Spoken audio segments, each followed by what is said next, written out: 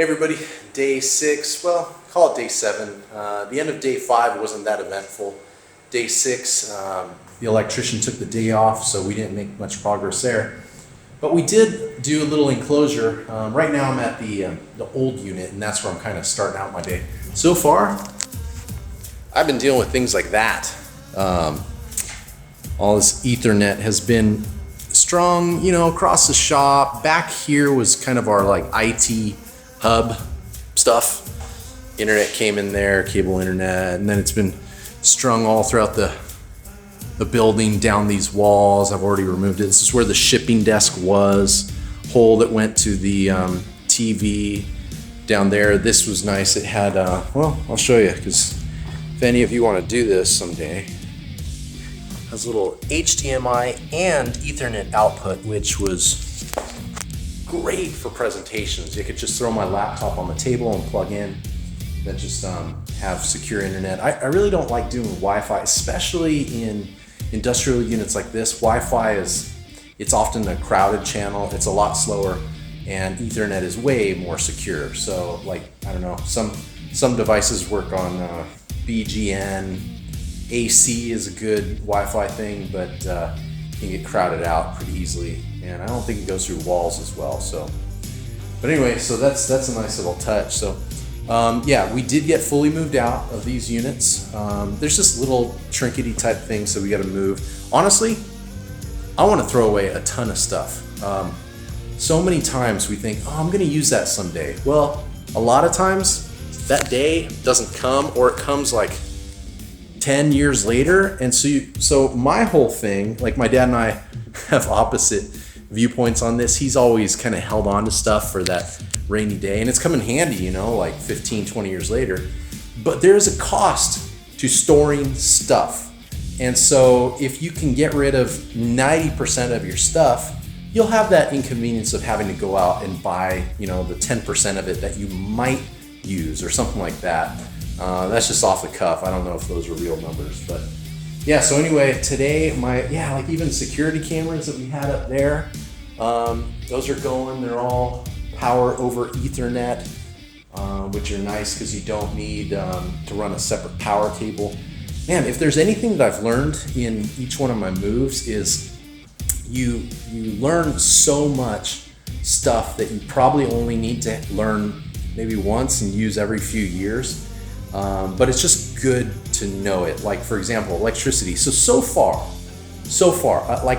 as a layman's viewpoint, 5, 10, 15 years ago, I don't know, I thought there was 110 and 220, shock and super shock.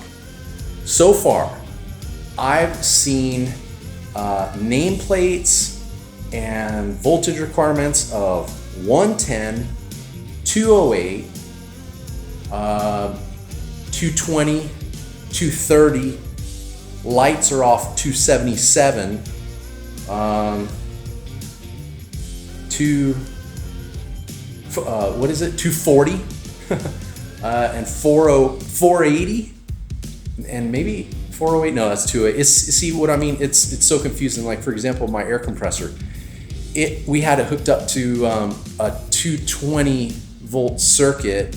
But we had it hooked up to 240, or we're gonna hook it up to 240. It was previously running off 220 or 208, which is not three phase. Or see what I mean? It's crazy. But then I look at the tap, because they all have transformers, so you can fine tune the incoming voltage, and it says 230. There is no 230. There's 240.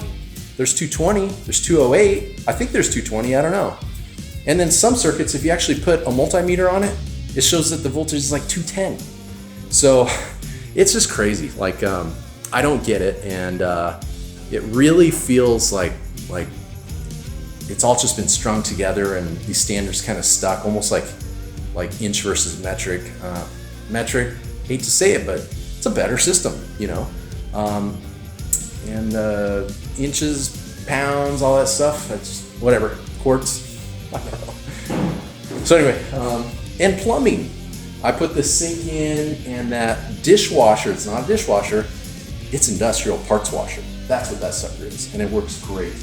And so like a $50 Craigslist type thing. And then, you know, the little things here, the fridge, that's all coming out. And we're going to try and save most of it. But yeah, let's go over to the new place. I'll show you what we've been doing in the air compressor arena. Let's go. All right, so back at the new shop, we used to have, well, we've always had the air compressor inside, but we opted to go outside. There's this existing shed, but we did something nice. We walled it off. We're starting to paint it white because at this time of day, around 3 or 4, it gets a little hot. I mean, we shut down working at 3:30 anyways, go home for the day, but it's nice to have it cool. And we threw this door in. John used to work, my foreman used to work construction for 4 years, so it's nice having rock stars. You just say, make it happen, and then they do, you know, and it's kind of neat. That's a big asset in the business. But, you know, we framed it in, and we'll add all the, you know, just whatever, the weatherproofing, really thick primer. And then we have this existing tank. I think if you look at it, it's something like 400-gallon tank, which is awesome. And our idea, gosh, I can't even get it in the picture. But our idea, so this is our existing setup. We had the rotary screw compressor, and then we had our 80-gallon tank, and then on top of it we had our air dryer. And I thought, you know what? Let's do this. Let's do the screw compressor into this. And so this will be like wet air. Then it goes to the dryer, and then it will go out into the shop. And you can see that this tube here goes everywhere, but it tries to go into the tank. And now the tank is dry, or it's closed. But now this would be a dry tank.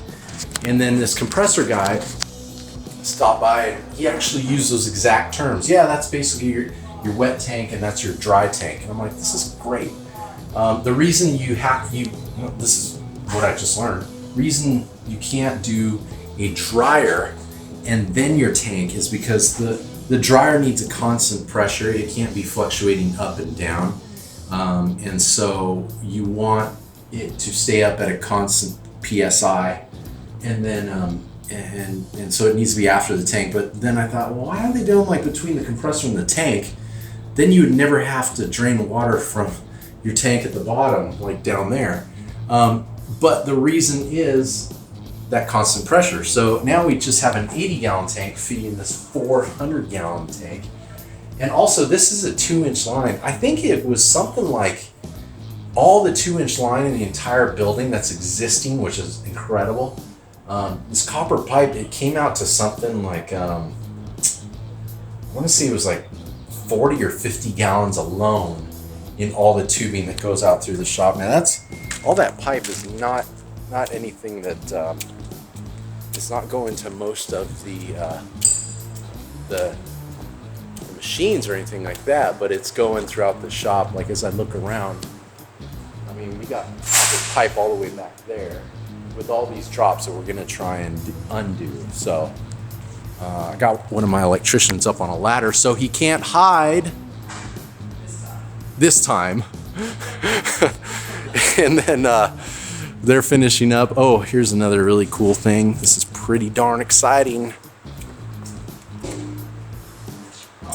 Yes. So we have power to 2 of the machines. Well, the VF4SS, the VF2, and then the next VF2 that's coming in a few weeks. It's ready to be wired up, which is pretty darn cool. First time I've run this machine off 240.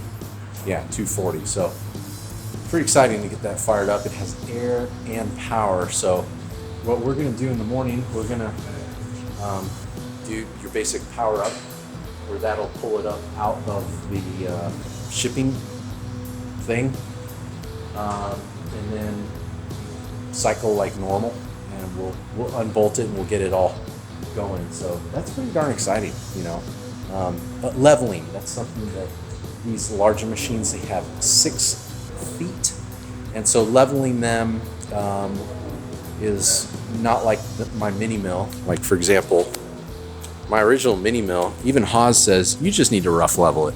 They're pretty casual about that. So it's got 4, 2 in the front, 2 in the back. But you know, these VF2s,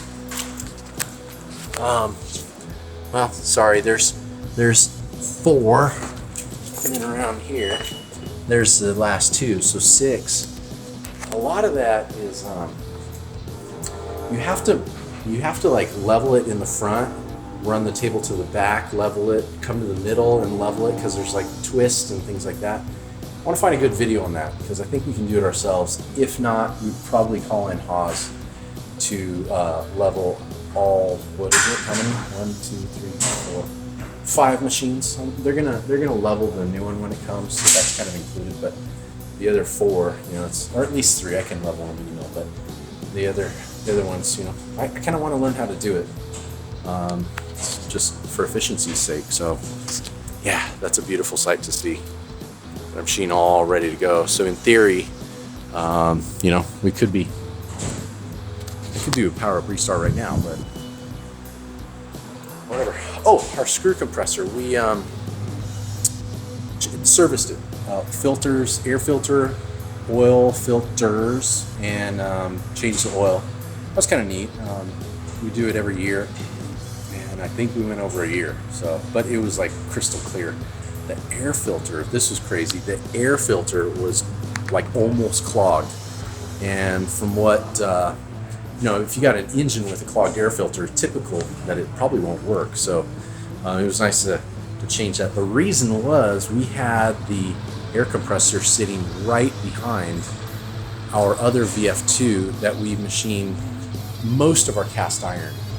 And so most of our cast iron was just getting in the air, even after our filters. I mean, cast iron is a dirty metal, machines beautifully, easy to machine, free cutting, everything like that. But it just turns things black. And then if it collects in moist areas, it turns things red from rust. And so this had turned the filter like black, like carbon black.